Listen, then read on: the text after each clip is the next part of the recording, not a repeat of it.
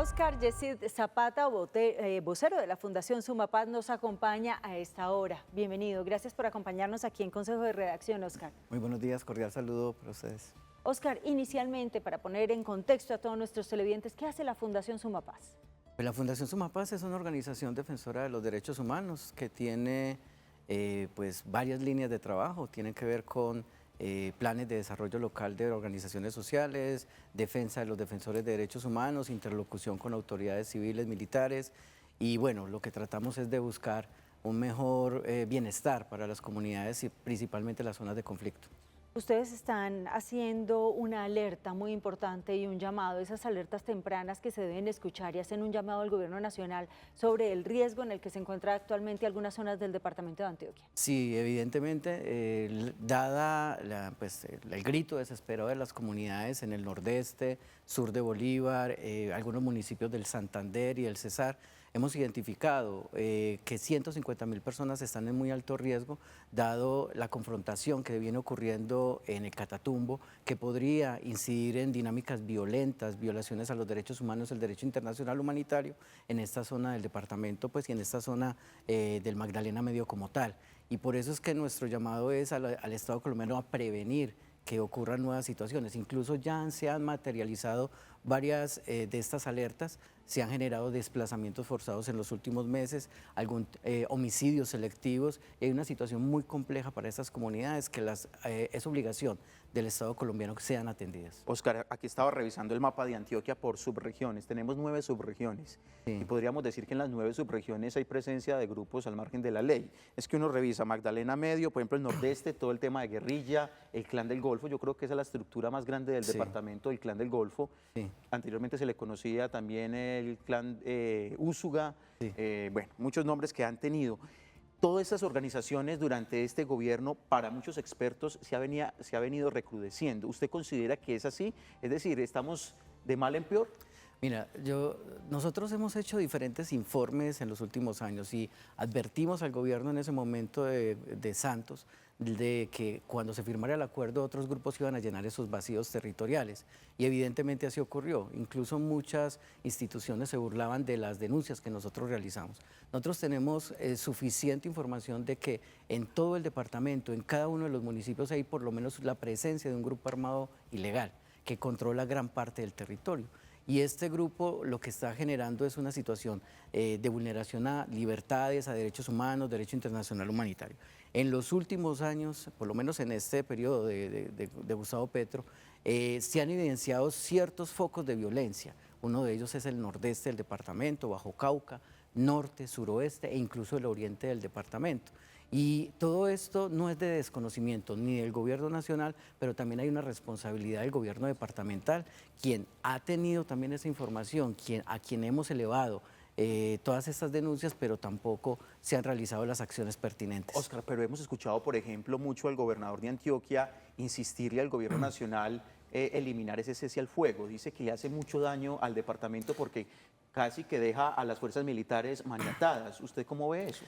Mira, nosotros como defensores de derechos humanos siempre le vamos a apostar a la paz. Cualquier evento o acción o mesa que se abra, nosotros la vamos a apoyar.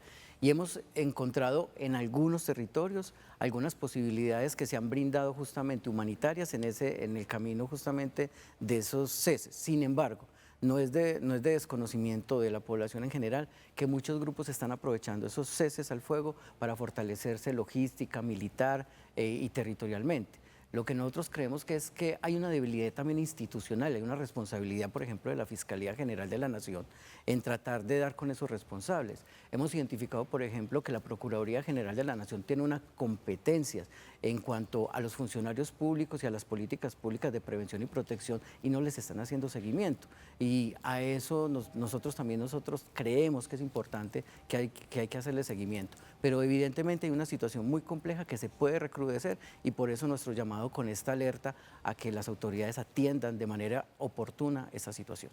En ese sentido, Oscar, le pregunto, la Defensoría del Pueblo lanzó una alerta hace pocas semanas sobre 11 puntos muy críticos en temas de derechos humanos en el país. Pues precisamente lo que usted menciona, y si nos puede decir en cifras a la fecha, cuántos líderes sociales van asesinados este año y si esas alertas tempranas son escuchadas. ¿Ustedes sienten que llamar la atención realmente sí ejerce alguna consecuencia? ¿Trae algo estas alertas que lanzan de manera temprana? Bueno, mira, las alertas en cierto sentido, en algunos momentos, dependiendo de las voluntades políticas que existan con los funcionarios públicos, se puede lograr algo. Líderes sociales definitivamente son foco de este tipo de violencia, en la medida que los grupos armados siempre buscan atentar contra la vida y la integridad de quienes manejan todas estas bases sociales. El año pasado hemos identificado cerca de 25 casos, por lo menos en el departamento de Antioquia, y esto se suma a lo que hemos dicho durante muchos años, incluso Sebastián es testigo de eso, cómo Colombia es el país del mundo donde más casos de líderes y lideresas son asesinados. Antioquia es el segundo después del Cauca. Y lo que hacemos justamente con estas alertas es buscar alternativas, llamar la atención de las autoridades.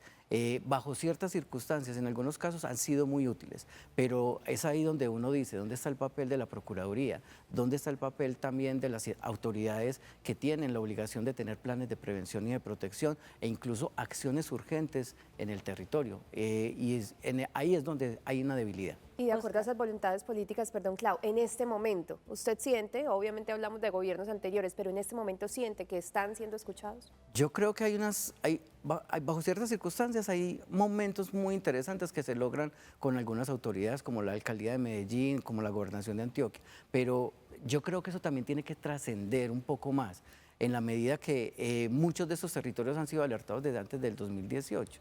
La presencia de estos grupos armados lleva décadas en el territorio y se lleva consolidando de manera total, abierta en el territorio, pero no hemos visto realmente unas acciones contundentes que busquen realmente una coordinación entre lo departamental y lo nacional para frenar toda esta ola de violencia. ¿Qué ha sucedido, por ejemplo, con estos grandes cabecillas que en el departamento de Antioquia se han visto algunos resultados? Hablamos, por ejemplo, de lo que sucedió con alias Terror. Sí, mira, lo que sucedió con alias Terror es una situación que llevaba décadas. Recuerdo muy bien que muchas organizaciones sociales habían denunciado esa presencia armada en ese territorio. No es nueva, es una presencia que podríamos decir que lleva más de 4 años con esos corredores de movilidad por esta zona del Puerto Triunfo, de Sonsón, de San Luis, de Aquitania, por ejemplo, y hay unos vacíos territoriales del Estado que son aprovechados por estos grupos como tal. Siento que hay una debilidad porque no solamente no son solo los cabecillas, hay una estructura total al interior de estos grupos y hay unas dinámicas que tienen que ver con fuentes de financiación que no son perseguidas por el Estado. Y esas fuentes de financiación son las que les generan realmente un poder territorial. Hay posibles enlaces políticos, posibles relaciones incluso territoriales muy fuertes que les fortalecen en el territorio. Oscar, 2 preguntas en una. Primero, ¿lanzan ustedes alertas pero también propuestas? Y la segunda, ¿son ustedes damnificados de estos recortes de USAID? Pues por fortuna no estábamos trabajando en estos momentos con proyectos de USAID, pero sí hemos sido beneficiados de estos proyectos y creemos que es una estrategia que en algunas circunstancias fue funcional a que muchas organizaciones sociales trabajaran en temas de derechos humanos. Y la otra pregunta... Que tienen ustedes, lanzan alertas, pero también plantean propuestas. Evidentemente, nosotros hemos hecho varias propuestas, participamos en mesas con la Gobernación de Antioquia, la Alcaldía, con Gobierno Nacional, pero a eso es lo que estamos haciendo un llamado. Son muchas mesas, nos sentamos, dialogamos, pero a la hora de materializar acciones no pasa nada. Oscar, toda esta conversación enfocada precisamente a una cifra que a mí me parece alarmante.